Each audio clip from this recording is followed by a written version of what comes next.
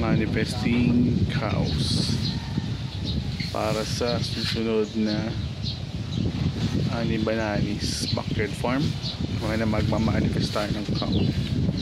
Yan. Kahit mga 3 o 2 heads lang muna ng cow para kay Ani. So yun din yung dahilan kung bakit nag-out din ako ng Barako, para naman dun sa makapag laga tayo ng baka. So nandito nga pala tayo kay Torres Nubians. So yung minsan ko rin is may alaga ring mga baka. So ayan, Puling. ayan o, ayan ito, 1, 2, 3, 4. Alam ko sa kanila din yung mga kasugan nila. Yun, kanila rin ba yan? Yung sugan ni... Tapos ito yung Barako nila, si Joker. Ayan. So manifesting cows tayo ngayon.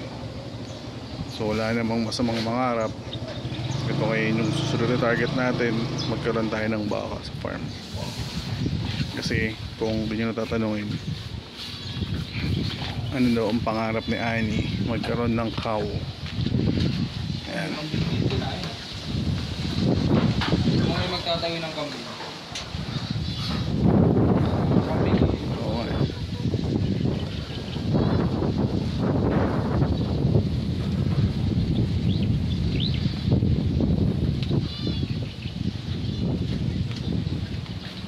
Ganitong setup lang.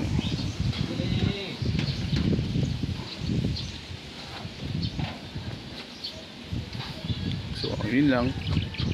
Minsan dadaling ko si Ann dito para makahawak siya ng cows.